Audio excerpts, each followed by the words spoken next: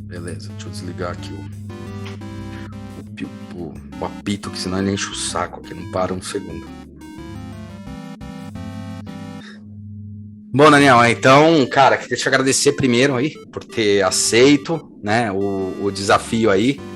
E, cara, você vem da área de administração, né, meu? Exatamente. Eu venho da administração, na verdade mesmo, eu comecei na engenharia e acabei migrando para a administração, muito por conta do empreendedorismo, pela vontade de empreender, que é um negócio próprio, né? Sim. Acabei tendo essa oportunidade dentro da PUC do Rio de Janeiro, que era uma universidade com uma série de diferentes cursos, então eu tive a possibilidade de experimentar um pouquinho algumas eletivas e acabar fazendo essa transição aí para a área administrativa. Olá, meu nome é Hulk Janelli, sou professor universitário, design de produtos, sócio criativo da Atom Studios, youtuber e podcaster. E hoje a gente está aqui com o Daniel, deixa eu ver aqui, porque eu sou bem Zé Ruela, às vezes eu erro o nome, Daniel Pereira. Daniel Pereira, ele é dono do site, na verdade ele montou o site, dono do site, mas da ideia, que é o analista de modelo de negócios. Eu estou lendo a colinha aqui para não perder os nomes, hein? E, cara, eu queria agradecer muito. Uma das coisas de trazer o Daniel aqui que eu acho importante é que ele é da parte de administração, ele fala muito sobre administração, negócios e tal. Eu tangibilizei o site dele trabalhando com alguns clientes e também, na hora que eu dou aula, eu acabei tangibilizando, porque ele criou várias ferramentas que estão possíveis de fazer download, daí ele trabalhando muito com o modelo de negócio do Canvas, mas também com a questão do mapa de empatia, ou seja, a empatia com o cliente, entender esse cliente e essa estrutura. E uma das coisas que mais me chamou a atenção, além dele ser um administrador e trabalhar com isso, e a gente fala, nossa, administradores são técnicos, né? Eu sempre falo que, meu sócio é administrador e entendeu como o design podia influenciar estratégias de negócio, como é o pensamento design, que é esse pensamento mais volátil, né, mais rápido, da mesma forma que eu, vindo do design, comecei a estudar muito planejamento de negócio para entender como posicionar melhor as marcas. E eu acho que a grande frase para mim do Daniel, que me ativou lá um tempo atrás, e eu convidei ele foi muito gente boa de aceitar aí esse desafio, que ele fala que o lucro não é o principal ponto de um modelo de negócio, não é o único ponto do modelo de negócio. Formado em administração pela PUC-Rio, Daniel Pereira já foi presidente da empresa júnior da PUC-Rio, consultor de plano de negócios das incubadoras tecnológicas e cultural do Instituto Gênesis, trainee de vendas de serviços de TI na IBM Brasil, diretor executivo da Acespro Rio de Janeiro, fundou a Luz Consultoria, a aceleradora de startups Papaya Ventures, e foi mentor e jurado em programas como Startup Weekend e Startup Farm, além de investidor, autor e professor convidado no IBMEC Rio de Janeiro, COP, UFRJ e PUC-Rio. Com mais de 20 anos de experiência em criação de negócios, Daniel é um empreendedor serial que aprendeu que o lucro não deve ser o único objetivo de suas empresas. E é por aí que eu queria até começar a agradecer, Daniel, vocês ouviram aí um breve currículo dele, então não preciso falar muito. Esse cara já participou de startup, já montou modelo de negócio de startup, já participou de várias coisas, são 20 anos de mercado, então eu acho que aí a gente já começa a entender quem que é ele. E o mais importante, eu acho que é entender que um modelo de negócio, o lucro, ele é uma consequência de um trabalho muito bem realizado. Daniel, obrigado por ter aceito aí, cara. E é por aí mesmo, cara. Como é que você enxerga o modelo de negócio hoje? Maravilha. Primeiramente, obrigado aí pelo convite. Prazer estar participando aqui do podcast. Durante a minha jornada empreendedora, eu considero que, como qualquer outro empreendedor ou aspirante empreendedor, sempre acreditou que empreender era uma forma de você, acima de tudo, né, construir um negócio que possibilitasse, né, que você tivesse uma vida dos seus sonhos. E muito disso está geralmente atrelado a você ganhar muito dinheiro, a ter muito sucesso, né, e sair em capas de jornais e revistas e diante, né, ter aquele carrão. E isso ainda é, na verdade, a grande referência de sucesso da sociedade. Uhum. Você ainda vai ver, né, pessoas ficando muito interessadas quando alguém está mostrando seu Rolex lá nas mídias sociais, ou quando está mostrando a sua Ferrari, né, o seu Lamborghini, ou algo assim do gênero. E obviamente que os jornais também ajudam a replicar isso, criando todo esse padrão de sucesso, que de certa forma é como a própria palavra disse, né, um padronizado, né? Foi padronizado para todo mundo, considerado que aquele ali é o formato ideal.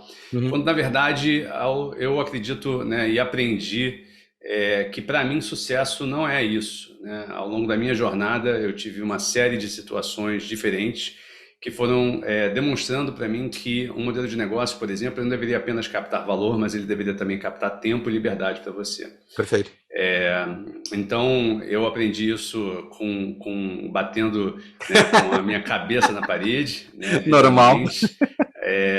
E, obviamente, comecei a enxergar talvez uma visão, né, diferente da sociedade como um todo, né, de que, cara, dinheiro sim é uma coisa boa, importante, a gente quer ter uma quantidade, né, considerável aí para ter uma vida com qualidade e poder aproveitar uma série de coisas, né, que o dinheiro possibilita, mas existe também todo um espectro de coisas que o dinheiro não compra, né, como o seu tempo livre, o tempo com a sua família, com seus filhos, né, a possibilidade de tirar mais do que 20, 30 dias de férias no ano, morar em lugares diferentes, Uhum. né, e assim por diante. Tá? Então, basicamente, é isso que eu vim aprendendo. Então, por exemplo, hoje eu moro no Canadá, eu não moro mais no Brasil já tem alguns anos. Eu tenho negócios que ocupam muito pouco do meu tempo, Uhum. né, e por causa disso eu tenho uma diversificação de negócios, o que me dá uma maior segurança, né, na minha opinião, porque isso constrói diferentes fontes de renda que se comportam de maneiras diferentes ao longo do tempo, ao longo das diferentes flutuações do mercado e assim por diante. Tá? Então, eu hoje considero que eu consegui, né, estabelecer um padrão próprio de sucesso, né, através de um desenho de modelos de negócios que se encaixassem minha própria O definição de perfil. sucesso.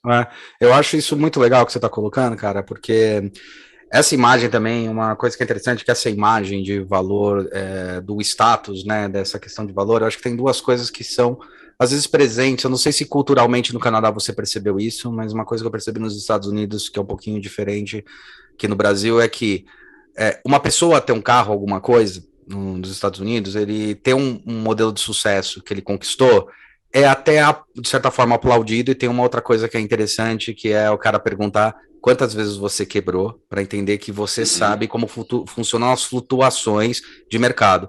No Brasil, isso é punido, né? E isso é um problemaço. Então, ao invés de entender que a Sim. pessoa que quebrou, ela não quebrou porque ela foi incompetente, mas ela quebrou porque ela entendeu como funciona o sistema. Isso acho que faz a gente dar uma andada para trás em relação a isso. Você percebe realmente essa diferenciação e você não acha que essa questão do carro ou desse poder aquisitivo ela está mais relacionada a um símbolo de conquista do que a necessariamente você ter conquistado? Eu acho que grande exemplo de um modelo de negócio que veio para o Brasil com uma propaganda enorme, tá? E de repente todo mundo tava babando o ovo, e daí na hora que você foi ver, o cara nem era tão sucesso assim, foi o próprio Ike Batista, né? Que ele veio, fez a marca, fez todo o brand, mas ele com posicionamento estratégico estava bem errado, né? Nessa questão. Eu acho que existe uma série eu acho que existem esses dois pontos que você colocou, né? De um lado, o brasileiro muitas vezes enxerga o sucesso alheio como algo negativo, algo que você desconfia, que você acha que fez da maneira errada, que provavelmente tem algum tipo de, né, irregularidade ali ou ilegalidade envolvida, né? Algo que você realmente não possui, por exemplo, nos Estados Unidos ou na Europa, em vários outros países que estão mais à frente nesse sentido do empreendedorismo. Ao mesmo tempo, você tem essa questão da referência de que sucesso é algo que você tem que fazer com muito dinheiro, em pouco tempo, de maneira meteórica, porque no final das contas é isso que aparece nas capas das revistas. Tanto que não é raro a gente ver aquele faça 6 em 7, né? Não, você tem o 6 e 7, mas você tem esse também, tipo, a lista dos 30, abaixo de 30, né? Enfim, aquelas coisas que tentam colocar a galera que conseguiu, de alguma maneira, né? Seja por sorte, seja pelo que for, ser muito mais rápido na busca desse sucesso, novamente, né? Financeiro do que outros, mas esquecem que quando você de fato olha os números, a média de idade dos empreendedores de sucesso é 45 anos de idade. 45, é isso aí. Então, o percentual de pessoas nos seus 20 e poucos é um percentual muito pequeno, é muito raro e às vezes é isso, às vezes não é verdadeiro, né? Uhum. Isso eu acho uma coisa. Acaba criando preconceitos e pré-estabelecimentos que são bem, bem complicados. Agora, como trabalhar, né? Quando a gente fala de modelos e estratégia de negócio, quando a gente fala isso, como trabalhar uma marca, a gente está falando muito sobre a mudança da percepção do consumidor. Hoje em dia eu falo muito que, citando até o Alvin Toffler lá no Terceira Onda, a gente está. As pessoas estão se transformando num negócio que são prosumidores. Então, as marcas e negócios, elas não são mais restritas a elas mesmas. Tanto que as análises antigas que se tinham, que era simplesmente uma análise SWOT, uma coisa que estava direcionada simplesmente a entender meus concorrentes, hoje as coisas mudaram drasticamente, porque um report, um review, um unboxing de algum usuário pode mudar drasticamente a estratégia de uma empresa e até o olhar da empresa. Sempre cito o Note, o Galaxy Note 7, que tipo foi pro buraco em uma semana por causa de um problema numa série de baterias que tinha, que era aquele celular que explodia. É um grande exemplo disso. A Poly deu um problema seríssimo para a Mattel em relação a isso.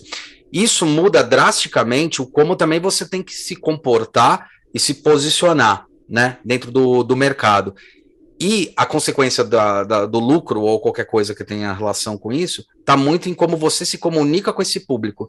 Tá mais fácil? Tá mais difícil se comunicar? O que você percebe desses 20 anos? Porque você começou ali, são 20 anos, então você começou bem na hora que estava começando até essa mudança de chave, a internet começou a ser um tipo de comunicação bem diferente, as pessoas começaram a tentar entender essa estrutura, né?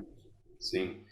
Olha só, eu sou filho de um analista de sistemas e uma designer, né? E Tá. por ser Legal. filho de um analista de sistemas, eu sempre tive a tecnologia muito presente na minha casa, Tá. né? Então, por mais que eu tenha escolhido a administração, tecnologia sempre foi algo com que eu tenho uma grande familiaridade. E por causa disso, o meu pai acabou tendo uma das primeiras conexões de internet no Brasil, né, a serem testadas, né, via Embratel. A gente ligava via um número 0800, ou seja, ligação era gratuita, lá em 94, se não me engano. Uhum. E eu vi ali, de fato, né, o surgimento da Web 1.0, que é, Uhum. né, a web em que basicamente você apenas consumia informação, ela tinha uma via única. Sim. Quando eu comecei a empreender, a gente estava vendo já o surgimento da Web 2.0, onde essa mão única se tornou uma mão dupla e essa comunicação passou a se fazer nos dois sentidos. Uhum. E tudo que veio crescendo, né, ao longo desses últimos anos foi a utilização e a criação de modelos de negócios que tivessem ao máximo essa troca, né, entre empresas e consumidores, Uhum. que muitas vezes esses consumidores, na verdade, não eram apenas consumidores, mas eram provedores também, né? Os Então, próximos.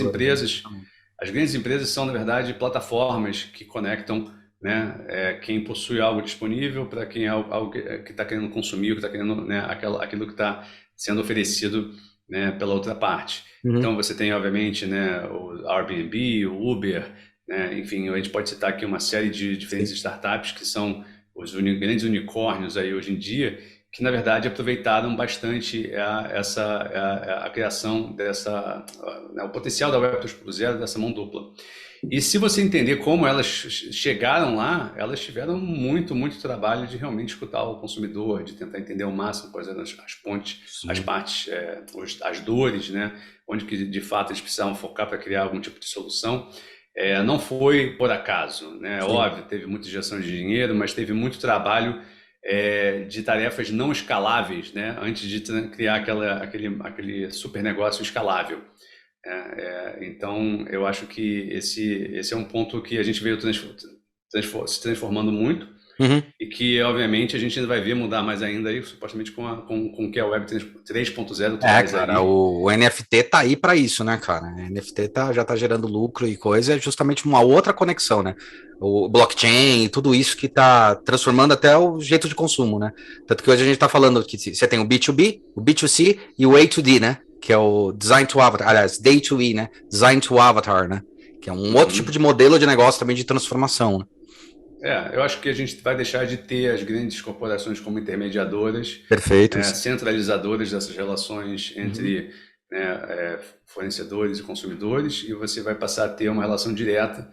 Sim. Então é mais ou menos o retorno daquele antigo P2P, né, que a gente conhecia, Uhum. só que com organizações autorreguladas através de tecnologias como blockchain, né, smart contracts e assim por diante. Indústria 4.0, que também está querendo fazer essa transformação bem forte, né? Porque assim, o ápice da indústria 4.0 vai ser justamente isso. Eu vou mandar meu arquivo, mandar meu produto, mandar qualquer coisa para a empresa, ela vai produzir para o robótica e te entregar se uma unidade ou 30 unidades, né? Que a gente tem muito, a gente em design até brinca um pouco, né? Design mais purista, né? Os designers mais puristas brincam que é um pouco do retorno do arts and crafts, né? Que é aquela história, voltar à mão.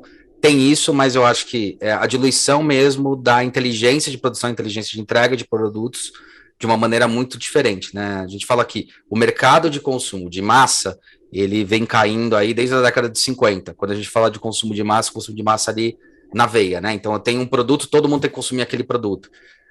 Agora não, agora você está muito mais pulverizado em relação a tribos e cada pessoa tem um potencial de negócio para gerir em relação a isso. Então, essa transformação que você falou é muito importante, realmente a gente está percebendo bastante.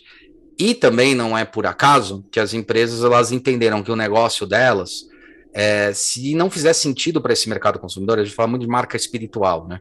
Então, se não fizer muito sentido para esse mercado consumidor, eles não vão consumir, ou se agredir algum princípio, não vão consumir. Então, isso é um resultado de uma linguagem mais adequada, né?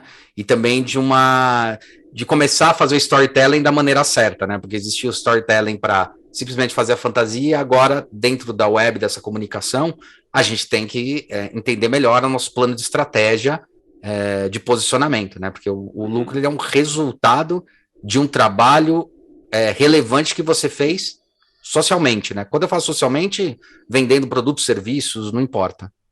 Uhum. Eu acho que voltando um pouco né, fazendo a ponte disso com a minha jornada empreendedora, Aham. eu comecei ali minha carreira dentro de uma incubadora de empresas, dentro desse mundo de startups, ajudando a empresa a desenvolver seus planos de negócios. E como todo, né, jovem de 20 e poucos anos, eu também quis em algum momento criar minha própria jornada empreendedora, buscando também, né, criar alguma coisa de sucesso que de alguma maneira bombasse, um aplicativo, um site na internet, assim por diante. E de fato comecei a trilhar um certo caminho, né, também na prestação de serviços, criei uma Uhum. consultoria, etc e tal, depois criei uma aceleradora, só que muito nessa vontade de mais é mais, que é mais ou menos o que a gente pensa que é o mundo ideal. Mas acabei desenvolvendo uma síndrome do pânico, acabei com a cara direto na cabeça, porque eu estava acelerando, de repente bati de frente com, né, uma mega de um muro alto e difícil de você conseguir escalar, onde eu percebi que, olha só, mesmo que eu tenha decidido empreender porque eu não queria seguir aquele caminho da escadinha da carreira, onde, Uhum. né, a gente Uhum. vai para a escola, vai para a faculdade, arruma um primeiro emprego, e aí a gente depois faz uma pós-graduação, daí vai subindo ali a escadinha dentro daquela empresa. Um dia, quem sabe, a gente, né, consegue se aposentar com uma certa qualidade de vida para então poder aproveitar, né, a vida.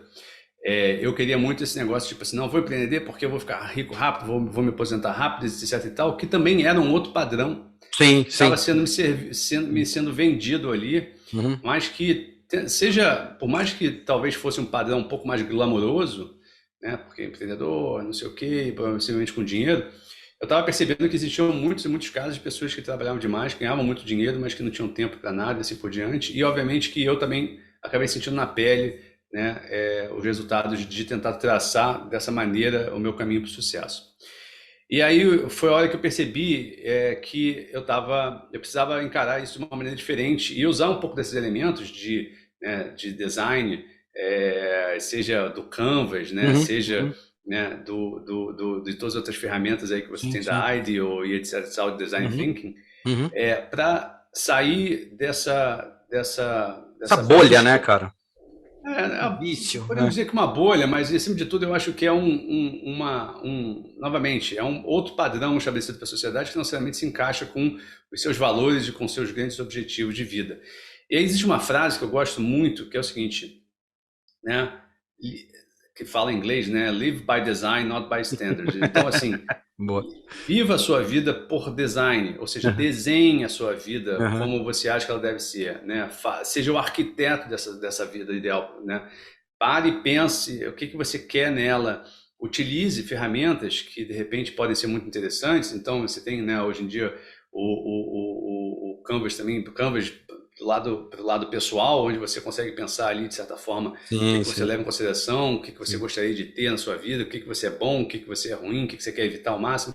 Enfim, então eu passei a entender que é o seguinte, olha, eu preciso ser o arquiteto da minha vida, eu preciso ser o designer da minha vida. Uhum. Então eu vou desenhar a minha vida como eu gostaria que ela fosse, e não como eu acho que, e não como a sociedade acha que ela deveria ser. Seja pelo caminho tradicional CLT, né, dentro de uma carreira executiva, né, Uhum. seja através do empreendedorismo, né, através daquele modelo de sucesso do empreendedorismo que é meteórico, que você se mata de trabalhar e assim por diante, e algum dia, quem sabe, você faz uma venda da sua empresa ali e parece que, pronto, venci a vida. Uhum. Né? Quando a gente sabe que não é bem assim, inclusive por relatos de pessoas que venderam suas empresas, colocaram dinheiro no bolso e de repente olharam e falaram assim, cara, mas é isso? Não, pode, calma aí, não pode ser isso. A jornada não parou aqui de jeito nenhum. Então eu acho que, no fundo, o que eu uso muito, né, do design hoje, junto com a tecnologia, e quando eu falo tecnologia, cara, minhas empresas são 100% digitais, Sim. as minhas empresas usam software de automação, eu aproveito, né, a internet para poder buscar talentos no mundo inteiro e não apenas naqueles que estão ali dentro da minha cidade ou dentro do meu país, e faço isso, né, para poder desenhar aquilo que eu considero o estilo de vida ideal. Uhum. Né? Então posso dizer que hoje eu me considero o empreendedor de estilo de vida, né, que desenha o seu estilo de vida e que sempre, qualquer decisão, vai passar por olhar e falar assim, cara, isso aqui está dentro daquilo que eu quero para a minha vida ou não está. E assim eu vou tocando as coisas. Isso é uma coisa que eu acho fundamental quando você coloca, porque eu acho assim, a gente vem numa geração, talvez seu pai também, por mais ou menos pela idade, provavelmente, eles vieram numa geração que foram os baby boomers, que vieram desses baby boomers, e eles têm uma questão de um crescimento, né, numa época em que as empresas estavam crescendo e você fazia carreira na empresa, que é isso que você estava falando. A gente já entrou em década de 90, fim dos 80, década de 90, principalmente nos anos 2000, as faculdades e tal, o mundo já estava mudando nesse setor, né? Então, o importante era entender que o mercado estava mudando, o mundo estava mudando, e assim, não estou falando de uma coisa conceitual, empírica, né? Ele estava mudando mesmo, posicionamento estratégico, a questão dos valores percebidos, a questão de como você tinha lucratividade, várias coisas associadas a isso, que o mais importante que a gente percebeu, acho que na nossa geração, que foi fundamental para esse crescimento, foi que o plano de carreira tinha que ser voltado ao que você, com as suas propriedades, as suas qualidades, podia desenvolver para entregar melhores resultados, melhores coisas para o mundo, né? Então, quais são as minhas habilidades e como eu posso participar com isso? Porque eu trabalhar para dentro de uma empresa, não adianta, a gente já tinha percebido, né? Eu acho que é uma coisa que aconteceu talvez na nossa geração, a gente tinha percebido que realmente você trabalhar numa empresa, você é apenas uma ferramenta que pode ser substituída. Agora, o que eu posso fazer da minha carreira, e a gestão de negócio está dentro disso, gestão de negócio dentro da minha carreira, dentro do meu posicionamento, do que eu enxergo como proposta de vida. E as ferramentas, elas têm que vir, né, como sendo um agregador para qualificar melhor aquilo que eu estou entregando. Em resumo, né, aquilo lá que eu cito bastante para alguns alunos, e ainda tem uns erros estratégicos dentro de faculdade que eu nem, puta, dá até raiva, que eles preparam você para trabalhar numa empresa. Eu falo, cara, vocês têm que ser preparados para entender o que vocês podem fazer melhor, porque a gestão de empresa tem que ser a gestão pessoal, da sua carreira pessoal. Então, se um momento você sente que tem que estudar administração, puxa a coisa de administração. Se um momento na sua carreira você sente que tem que trazer outras ferramentas embarcadas, tragam elas, que elas vão potencializar. Porque isso aí que você falou um negócio interessante, que alguém, já tinham pessoas, tipo, o Domênico De Masi já estava botando isso daí bem forte, né? Falando, olha, cara, é o seguinte, não adianta trabalhar que nem pra caramba, você tem a questão do que é proposta de valor, você tem até aquela questão do trabalho invisível, né? Então, não adianta você trabalhar 12 horas por dia, da qual aquele dinheiro que você recebeu, 20 mil euros que você está recebendo, mas você gasta 15 mil euros para garantir uma qualidade de vida.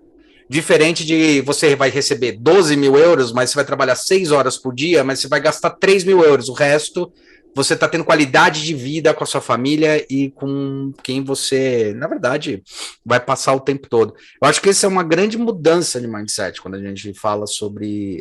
É entender que você ser um empreendedor, pelo menos do meu ponto de vista, não é você empreender algum negócio, é você empreender a sua jornada de carreira e os touch points que ele tem, aí sim você começar a entregar valor para as pessoas. Igual você, tem várias empresas e uma delas, né, é a própria é o próprio site que você está entregando valor para as pessoas começarem a entender como gerir isso, né, como estruturar isso, certo? Sim. Exatamente. E voltando, eu acho que tem dois pontos que você falou muito interessantes aí. A questão de que a gente está num momento muito diferente do que nossos pais estiveram. Então, eu não sei se, eu acho que né, você sabe, eu escrevi um livro chamado O Tempo é o Melhor Negócio, Sim, que sim. está aí disponível na Amazon, em todas as Ó, principais livrarias. aí embaixo vai estar o link, E galera. legal. E aí, nesse livro, por exemplo, eu escrevo e faço referências à vida que meus pais tiveram.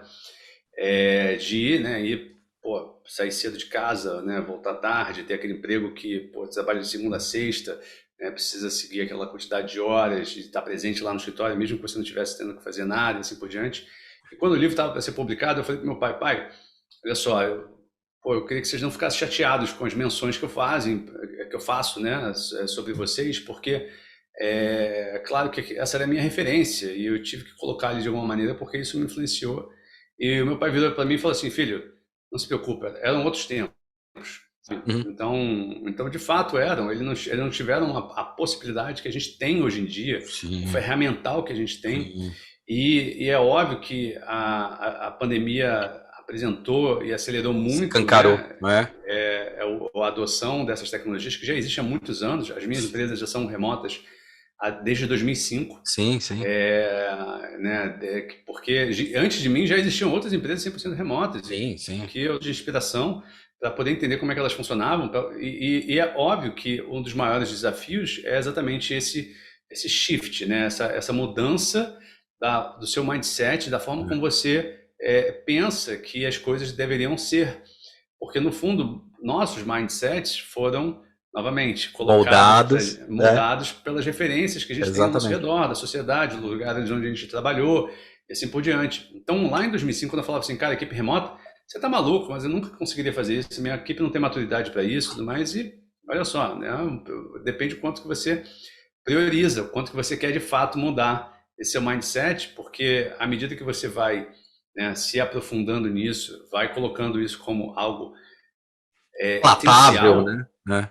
você começa, obviamente, a enfrentar as dificuldades, a aprender com elas e, consequentemente, a se tornar cada vez melhor em gerir uma empresa à distância. Né? Então, antes, né, porque no fundo era isso, antes eu comecei a colocar minhas empresas remotas quando o meu filho estava para nascer. Eu falei 2005, eu falei errado, é 2015, desculpa.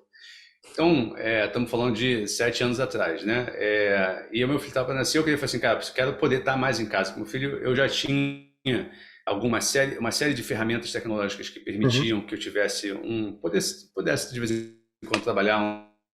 E quando, de fato, né, a colocar essas ferramentas, a implementar elas, eu estava pensando o seguinte, olha, eu quero poder estar em casa, se necessário, durante 6 meses, os primeiros 6 meses do meu filho, e trabalhando, né, sempre que possível.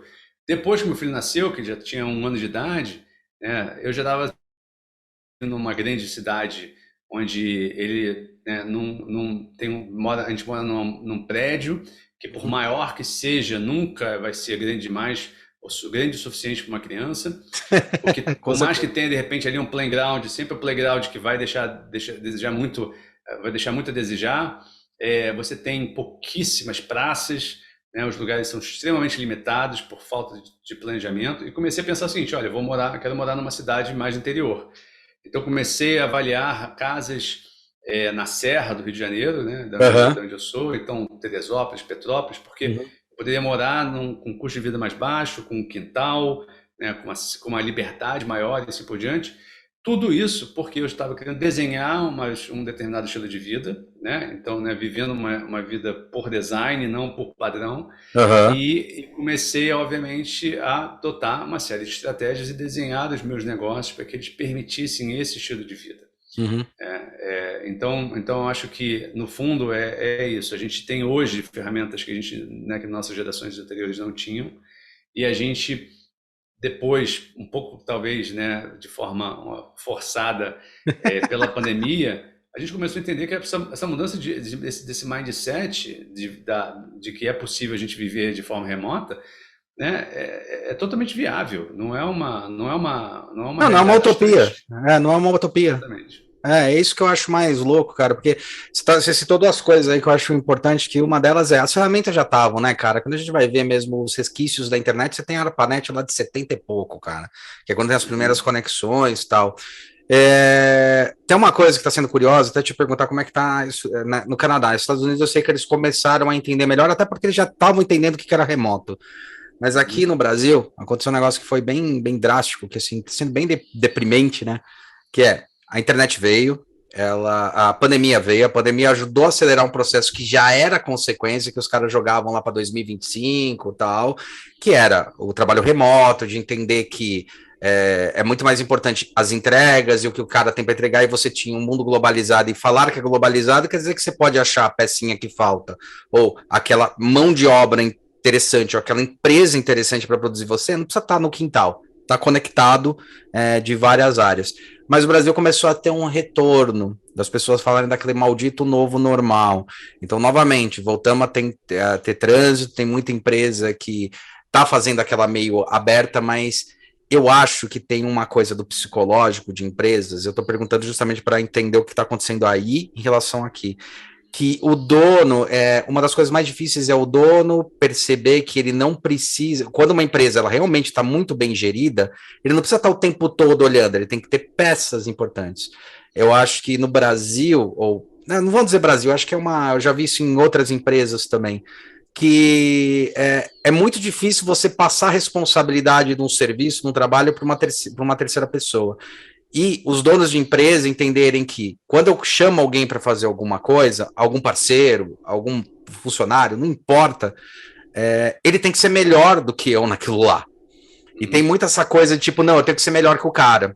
Você não acha que isso atrapalha bastante a questão da empresa, das empresas de crescimento? E uma outra coisa que você citou aí, que é interessante, será que quem não estava preparado será que a gente não tinha as ferramentas? Porque para mim a gente já tinha essas ferramentas de trabalho remoto há muito tempo. Eu trabalho home office há 12 anos, né? Uhum. E só agora, na pandemia, que as pessoas começaram a olhar o meu home office e falar: ah, você não é um vagabundo que não tem dinheiro para montar um negócio. Não, você é o cara que entendeu que para que gastar em dois lugares, deslocamento e um monte de coisa, se você pode Uhum. montar uma estrutura e diluir essa estrutura e estar tá mais facilmente dentro disso. Você não acha que também é um pouco, não os funcionários, mas às vezes os funcionários estavam preparados, mas as empresas e negócios não estavam preparados? Tem um pouco dessa questão ainda protecionista, de falar, eu tenho que cuidar, eu tenho que olhar. Você não acha que é um pouco disso também? São questões de conceitos, quando você fala justamente dos mindsets? Não, com certeza, mas isso tudo passa por mindset, né? É o fato de que as pessoas ainda acham que o funcionário só, né, vai estar fazendo seu trabalho se eu estiver vendo ele estiver ali presente, né? Que eu só vou conseguir, de fato, ter a equipe unida se eles estiverem se encontrando em uma série de reuniões, em salas de reuniões todos os dias, né? Sim. Então, todos esses pequenos elementos fazem parte desse mindset e que, novamente, eu acho que a gente foi forçado a esse home office, a esse trabalho remoto, é, por motivos ruins, né? Por causa de uma pandemia que chegou assustando e causando Uhum. muito estresse, Uhum. e forçando as pessoas de uma forma para as quais elas não estavam preparadas, né, para lidar com Sim. aquilo. Por mais que a tecnologia tivesse ali ainda a sua dinâmica familiar, a sua estrutura dentro de casa para poder comportar que, né, muitas vezes duas pessoas diferentes tivessem que trabalhar junto com filhos que também passaram a ficar em casa e tal. Sim. Então eu vejo que a gente avançou, mas avançou também de uma forma meio ruim e isso É, causou muita impressão negativa também sobre o trabalho remoto. que interessante. Então, o que eu acho que vai acontecer agora, pelo menos o que eu estou vendo aqui no Canadá, e eu acredito que vai acontecer no Brasil também, é que existe sim um retorno ao escritório, mas eu não diria que existe um retorno à vida anterior à pandemia. Não, não vai. Porque o trabalho hoje está retornando de uma maneira híbrida, ou Uhum. seja, pessoas estão indo uma semana terças e quintas, na outra semana segunda, quartas e sextas, ou não existe uma obrigatoriedade de número de dias, apenas um tipo, olha, o escritório está aberto, é seguro, vem de vez em quando fazer aqui uma reunião, vem aqui, né, enfim, encontrar os seus colegas quando lhe convém, mas e aí eu acho que eventualmente esse modelo híbrido vai causar um tipo de situação em que as pessoas vão começar a enxergar isso tudo de uma maneira mais positiva e talvez perceber o seguinte, olha, de fato, quando eu estou em casa tem sido melhor. Uhum. Ou, né, a necessidade do escritório aqui não é tão grande assim quanto a gente está pensando.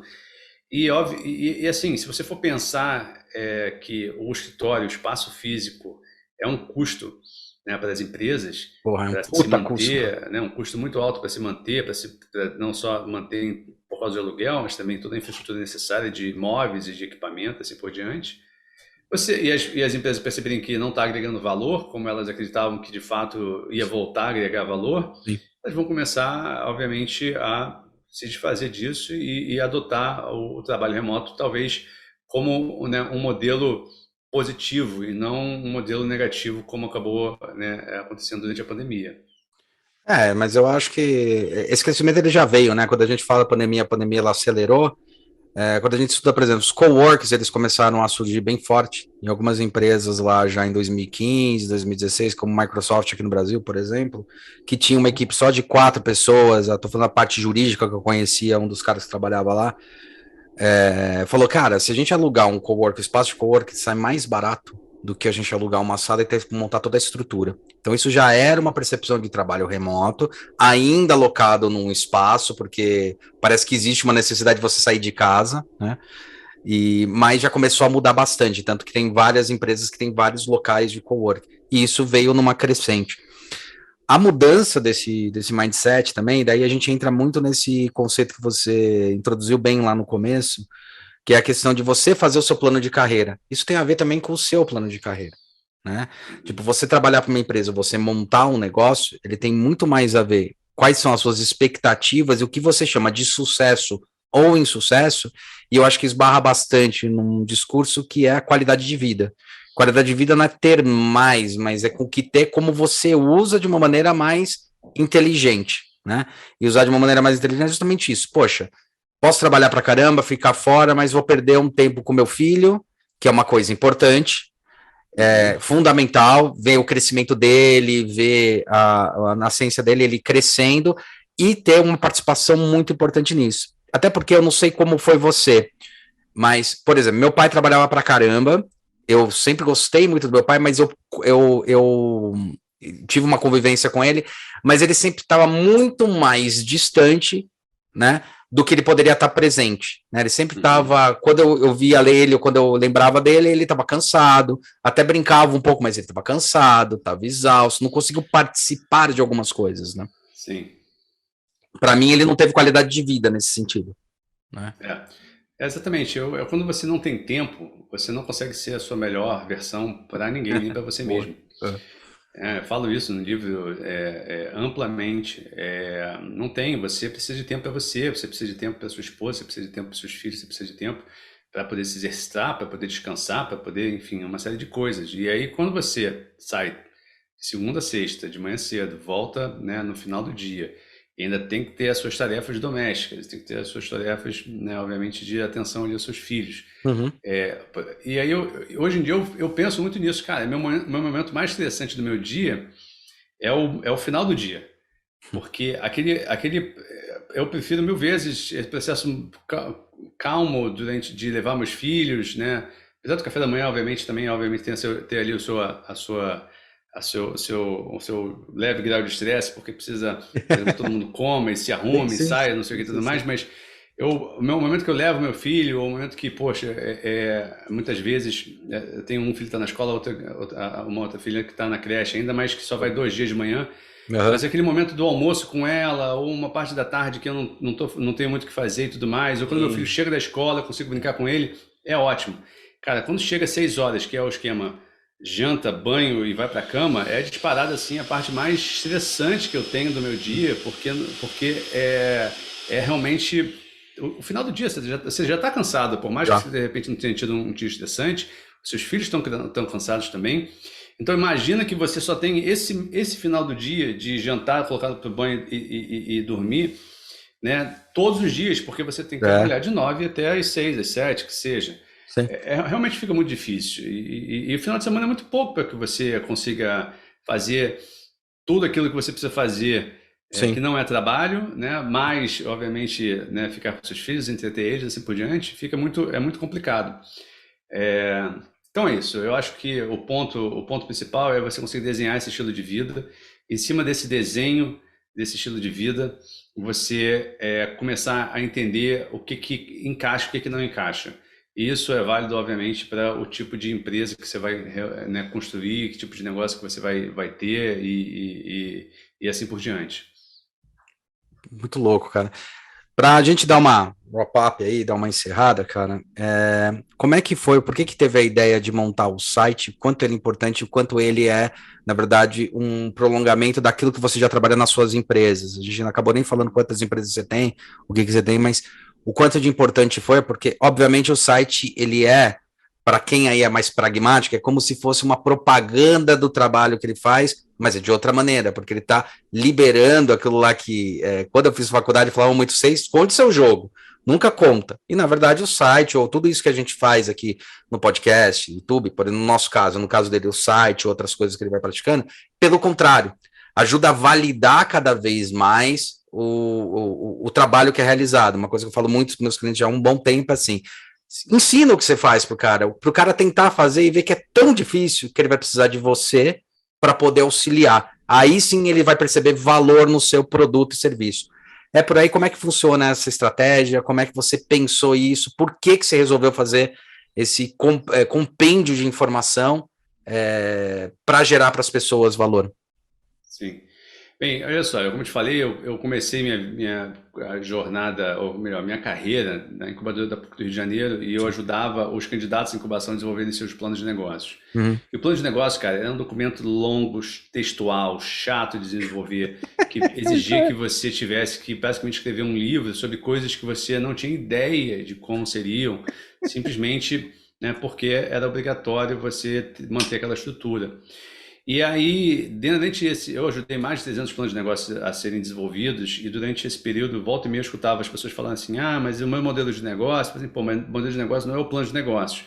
Não, o que é modelo de negócio? E aí, quando tinha horas que as pessoas falavam sobre modelo de negócios, se referenciando a receita, em outros momentos estava relacionado ao seu modelo operacional, enfim, não existia um padrão.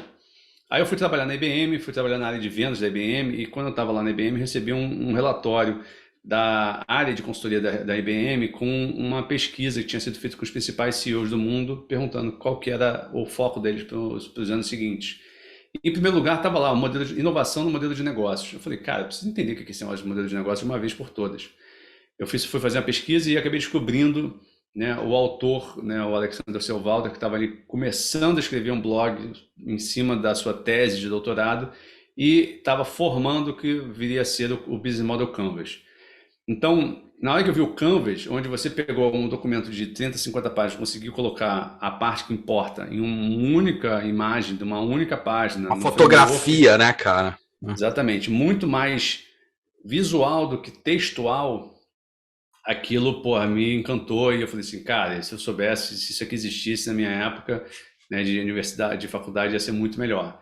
E eu Sim. comecei a me aprofundar muito nisso, comecei a ter prazer em pegar e desenhar empresas e modelos de negócios usando Canvas. Uhum. Então eu comecei a resolver publicar sobre isso. E a melhor forma de você vender é você ensinar. Sim, sim. E obviamente que dentro do mundo onde, né, digital, onde, né, nessa era da informação, né, da onde obviamente que o marketing de conteúdo faz todo sentido, Infoproduto, porque infomercado, infonegócio, é isso aí.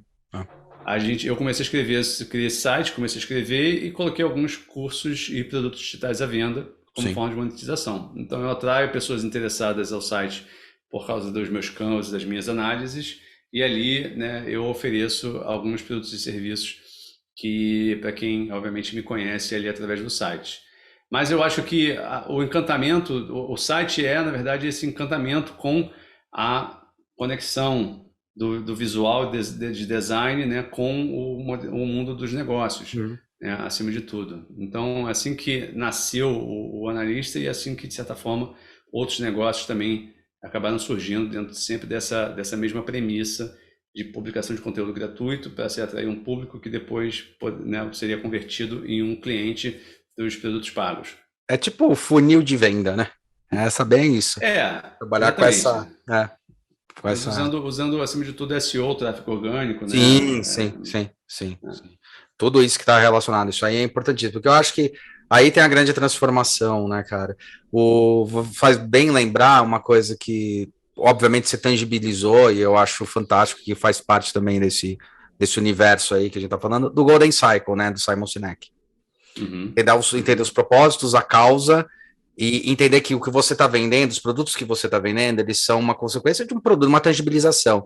Mas se você não tiver muito bem alinhado às causas do porquê você está vendendo e quais são as propostas do valor de negócio, cara, sim. você não chega nunca, você não se torna relevante, né? Você se torna só mais um player, que é aquilo que a gente fala muito, cara. Se você está competindo falando, eu posso fazer mais barato, na verdade você já caiu numa cauda longa, que é assim, você só está competindo por preço, você não está competindo por causa, né? Ah, eu faço mais Uhum, barato, essa é a minha causa. E no final das uhum. contas você perdeu tudo, né?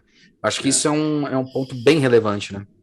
Você falou aí um ponto interessante. Eu acabei criando um Canvas 2.0, que foi uma interpretação minha do Business Model Canvas Legal. dentro de uma nova versão. E eu falo sobre esse Canvas 2.0 num artigo que está lá no blog, lá no Analista de Modelos de Negócios, chamado Em Busca do Modelo de Negócios Perfeito. O ideal, eu não lembro exatamente qual que, mas acho que é Em Busca do Modelo de Negócios Perfeito. E lá eu falo do Canvas 2.0 e vou falar do Golden Circle. E o Uhum. Golden Circle é ao centro desse Canvas 2.0 e falo muito sobre, obviamente, a gente usar a inovação aberta e ter o consumidor como fonte de inspiração, né, e De análise, né? e contribuição e, né, Isso. para, de fato, a sua oferta de valor, entendeu? Sim. Então, acho que esse é um artigo muito bacana também, acho que vale a pena depois linkar aí Tá aí embaixo, gente. Na descrição. na descrição do podcast, porque eu falo bastante sobre isso, sobre a gente tentar entender consumidores, não como consumidores, mas como tribos, entre Uhum. outras coisas. Eu acho isso, cara, é isso fundamental. Da mesma forma, eu acabei fazendo para aquele duplo diamante do Design Thinking, né?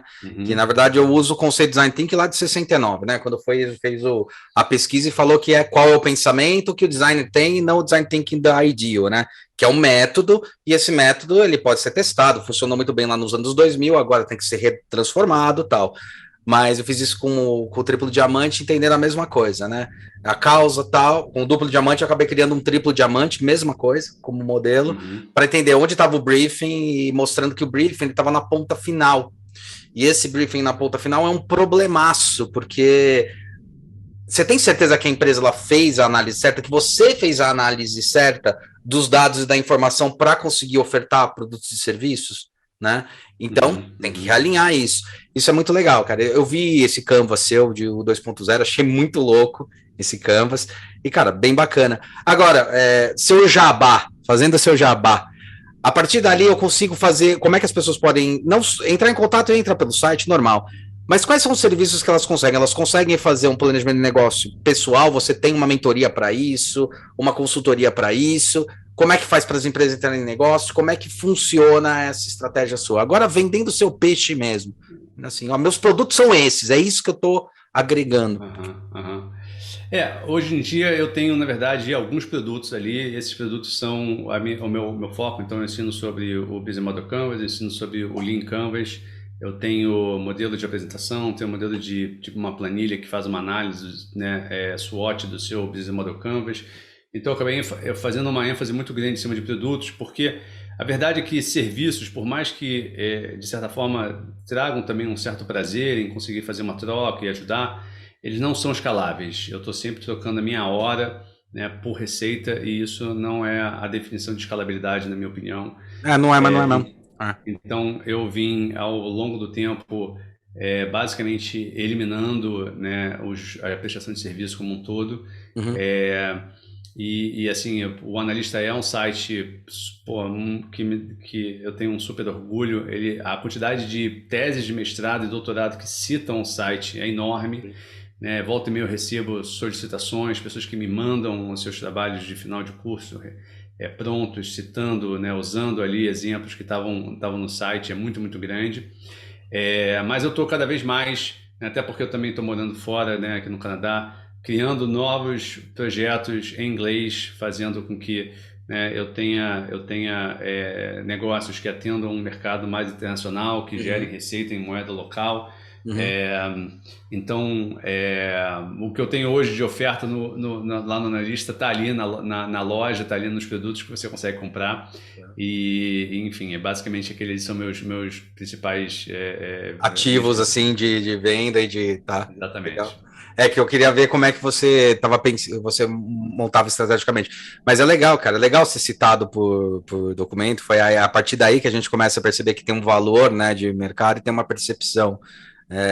Como eu te falei, né, como eu dou aula em 3 universidades aqui, que é o Senac, a FAP e o IED, o Instituto Europeu de Design, nesses a gente vai colocando, né, eu vou puxando e vou falando, e eu bati no seu site numa época aí, talvez seja até mais do que 2 anos atrás, viu? Porque já faz um tempo que eu falo, quer entender um pouquinho mais? Vai lá, né? Eu faço bem isso. Então, isso é muito bacana, assim, para o crescimento. Eu queria te agradecer, porque é um puta de um trabalho super bem feito, cara. Você manda mó bem.